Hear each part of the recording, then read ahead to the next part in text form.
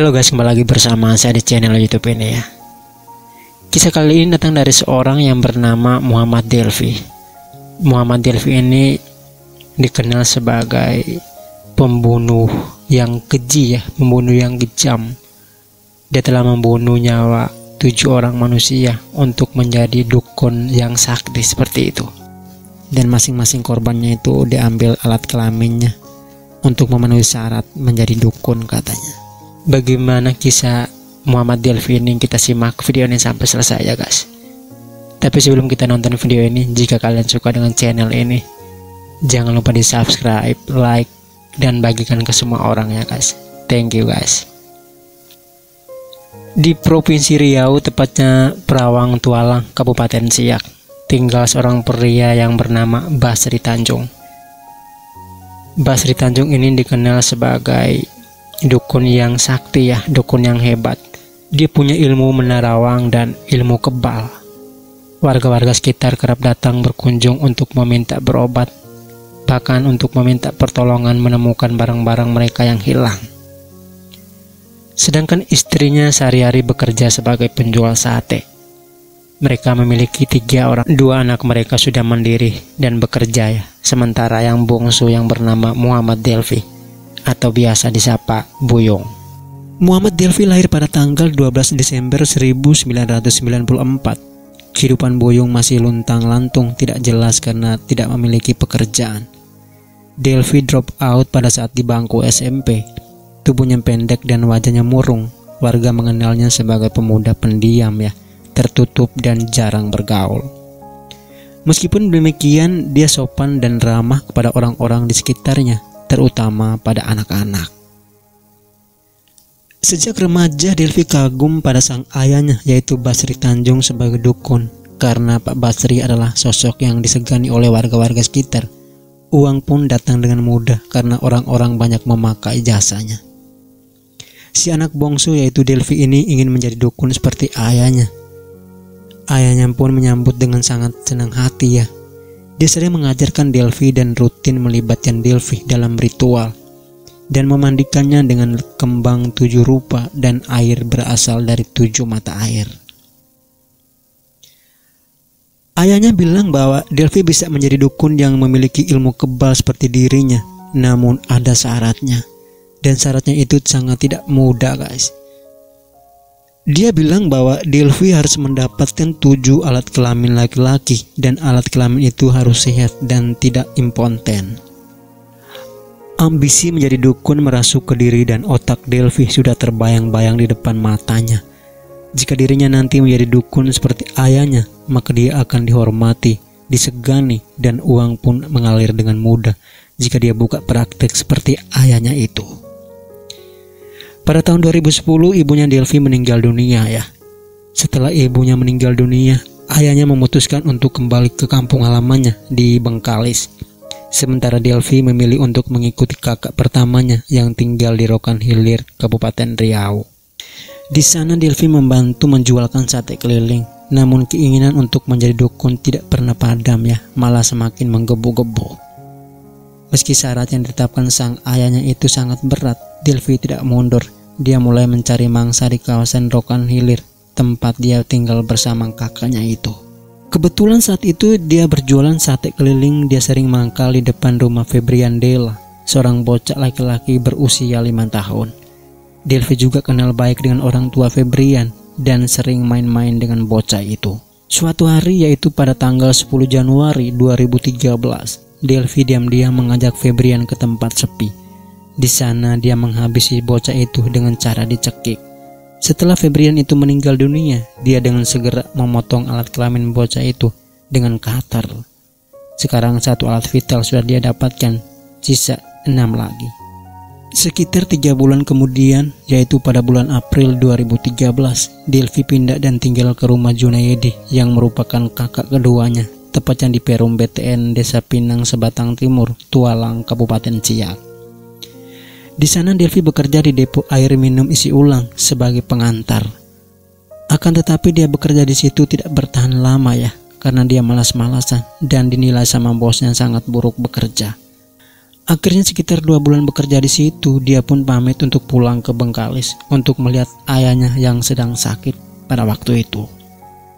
Dia juga sempat meminjam uangnya bos untuk berobat ayahnya. Di Bengkalis, Delvi tinggal cukup lama ya. Selain menemani ayahnya yang sedang sakit, dia juga pada saat itu menemukan seorang wanita yang katanya pacarnya sejak di bangku SMP. Mereka pun memutuskan untuk menikah dengan pacarnya itu yang bernama Dita Desmalasari. Namun pernikahan itu ditentang oleh sang ayahnya. Karena keduanya masih belum cukup umur ya, masih remaja, masih muda. Lagi pula Dita sebagai anak sulung bekerja di tempat laundry sebagai tumpuan keluarga mereka.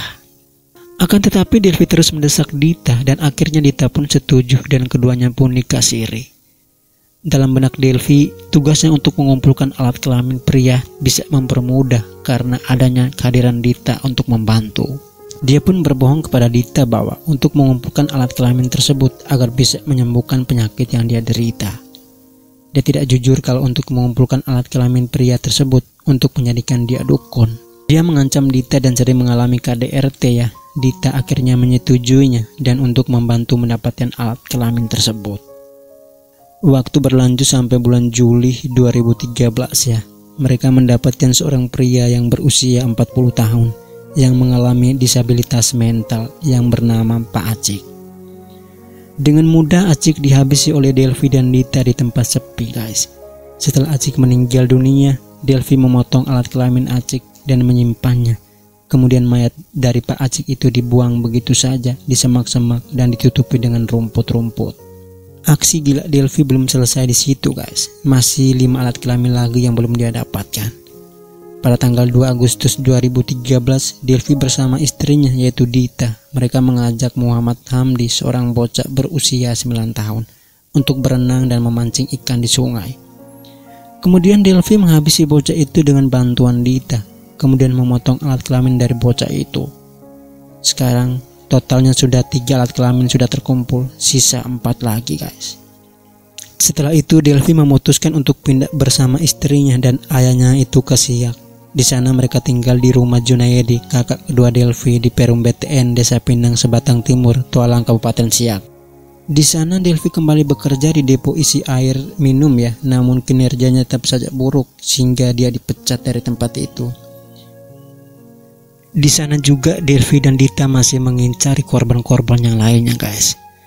Pada hari Rabu tanggal 14 Agustus 2013 sore ya, Delvi dengan sepeda motornya menjemput Randy Hidayat, bocah berusia 9 tahun di Pasar Bunut, untuk diajak bermain ke rumahnya. Delvi kenal dengan Randy sebab rumahnya dekat dengan sekolah Randy.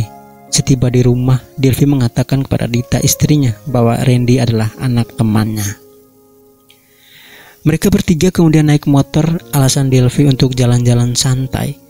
Di sebuah kios mereka mampir, kemudian Delvi membeli pisau berupa cutter. Mendadak Delvi bilang dia ingin melihat makam ibunya. Mereka pun menuju makam yang jarang dilewati oleh orang-orang.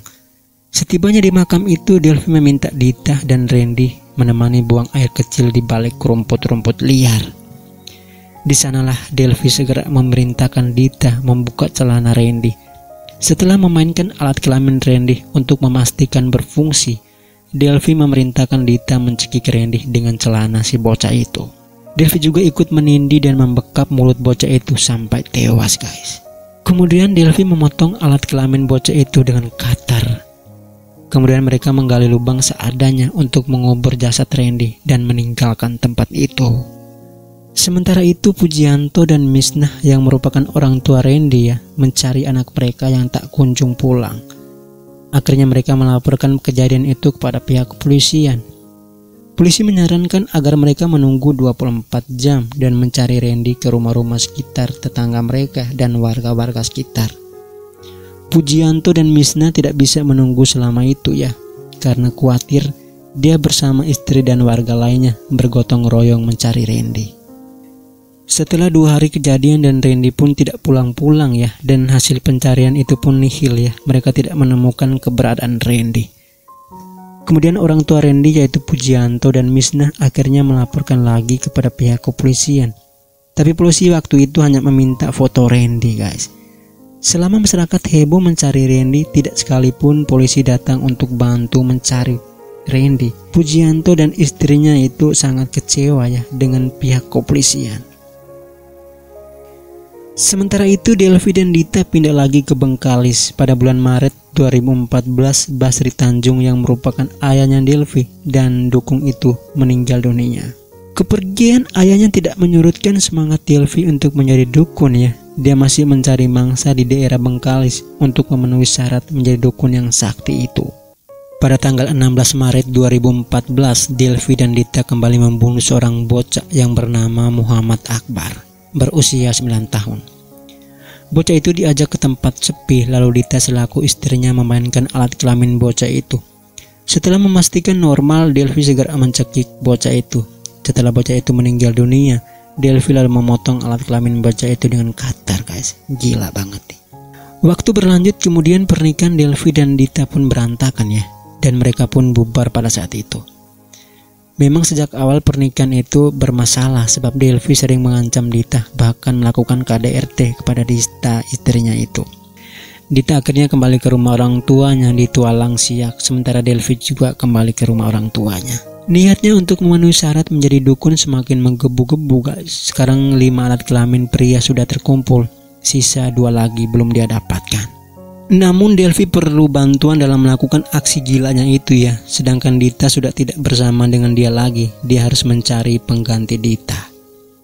Pada hari Minggu tanggal 29 Juni 2014 sore hari di desanya, yaitu Pinang Sebatang Timur, Tualang Siak, Delvi menawarkan kerjasama pada kenalannya yang bernama Supian alias Pian. Dia bilang kepada Supian bahwa ada orang yang mencari alat kelamin pria dan dia membayar 500.000 rupiah. Tidak perlu waktu lama, Pian yang membutuhkan uang segera menyetujuinya. Keesokan harinya pada hari Senin tanggal 30 Juni 2014, Delvi dan Pian mulai mencari mangsa mereka, guys. Mereka mendatangi sungai tempat penggalian tanah. Di sana mereka melihat anak-anak sedang mandi dan bermain. Delvi meneliti anak-anak itu dan memutuskan mangsa selanjutnya adalah Marjevan Gea yang berusia 8 tahun. Menurut Delvi, alat kelamin bocah itu paling besar di antara anak-anak yang lain. Delvi lalu membujuk Marjevan ikut dengannya untuk membeli kerupuk dengan sepeda motor Delvi. Marjevan dan Pian bergoncengan. Seperti aksi-aksi sebelumnya, mereka mampir ke kios membeli cutter. Lalu ketiganya menuju ke hutan yang sepi. Delvi menyuruh Marjevan membuka celana, lalu dia mainkan alat kelamin bocah itu. Setelah memastikan normal, dia memberikan aba-aba kepada Pian untuk mencekik sang bocah itu. Setelah bocah itu tewas, Delvi lalu memotong alat kelamin dengan cutter, guys. Jasad bocah itu kemudian ditutupi dengan daun dan rumput-rumput, dan mereka pun meninggalkan tempat itu. Sekarang tinggal 1 alat kelamin lagi yang belum mereka dapatkan. Sehingga pada hari Jumat tanggal 18 Juli 2014 sekitar pukul 12 siang, Delvi dan Pian kembali memburu. Di kawasan Bunut mereka melihat anak-anak yang sedang bermain, yaitu Femasili, Madeva, Daud, dan Mawa. Delvi bertanya kepada Pian, bagaimana kalau kita habisi mereka?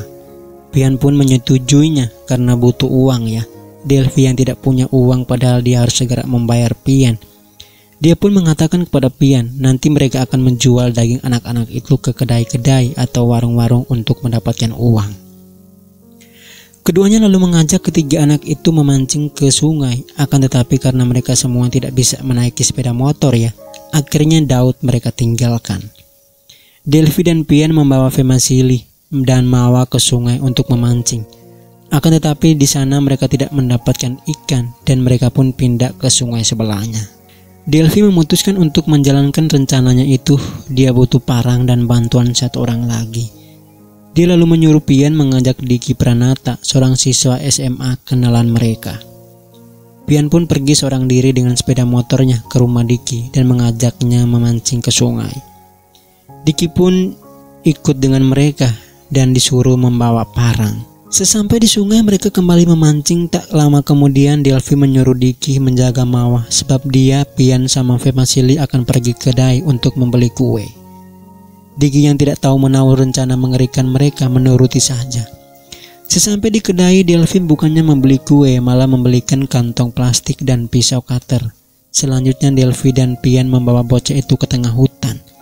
Di sana Femasili diperlakukan sama dengan korban-korban sebelumnya.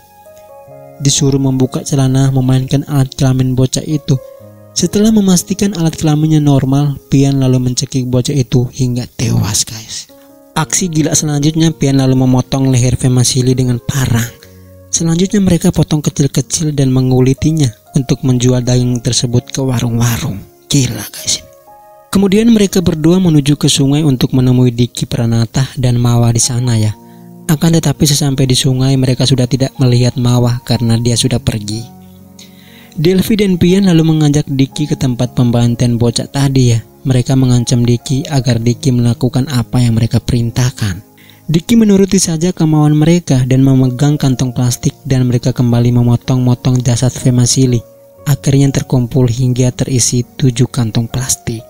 Ketiganya lalu pulang bergoncengan. Diki diturunkan terlebih dahulu, sedangkan Delphi dan Pian melanjutkan perjalanan.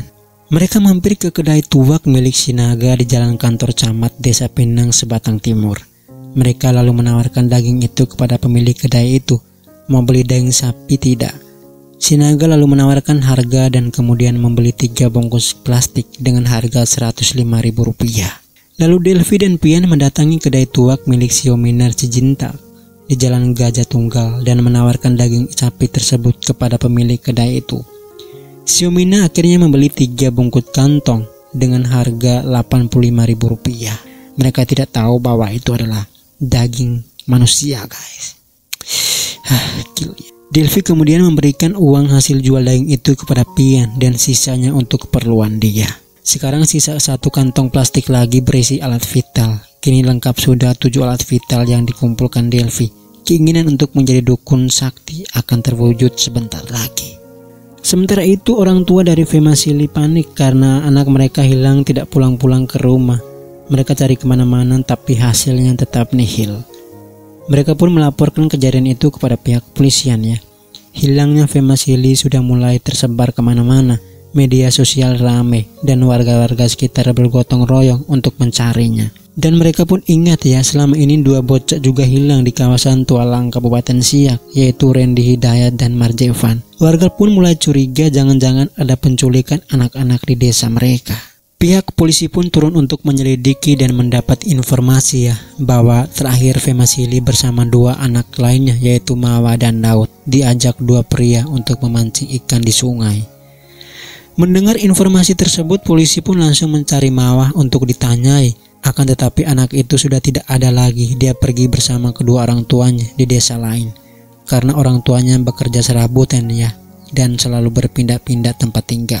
Untung pada saat itu ada saksi lainnya yaitu Daud, dan terbukti Daud menjelaskan semuanya kepada pihak kepolisian. Namun dia tidak tahu nama kedua pria yang mengajak mancing tersebut.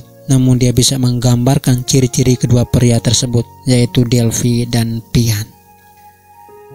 Polisi pun memburu Delphi dan Pian dan berhasil ditangkap pada tanggal 22 Juli 2014. Keduanya tidak bisa berkelit ya. Dari pengakuan Delphi meluncur kepada pihak lainnya, yaitu mantan istrinya Dita Desmalasari dan seorang teman mereka yaitu Diki Pranata.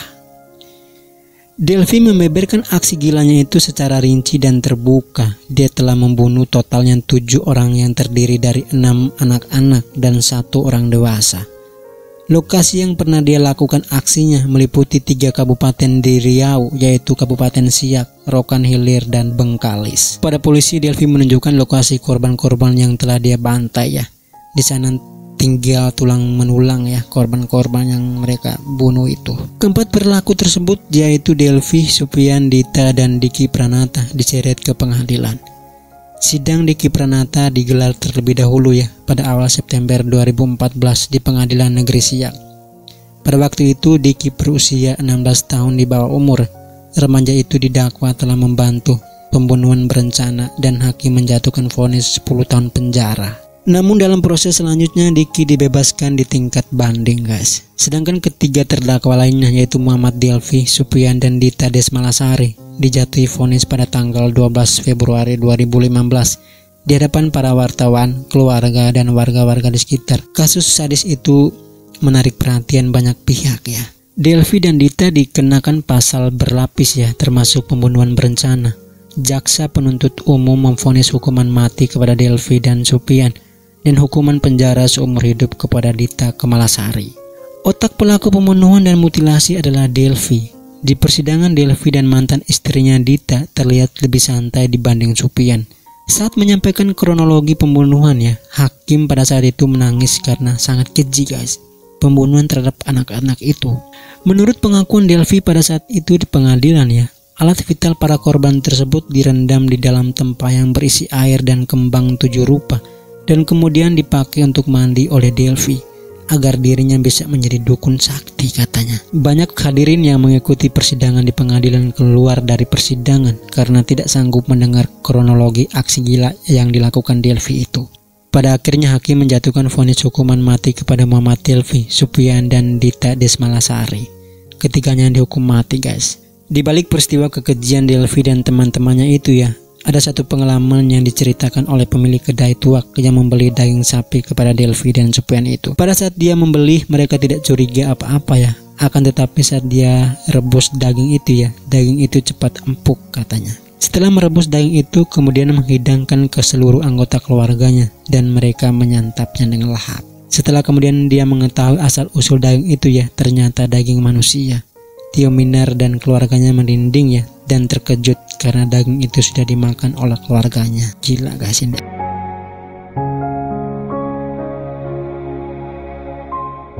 Mungkin sekian dulu ya cerita keji dari Muhammad Delvi ini.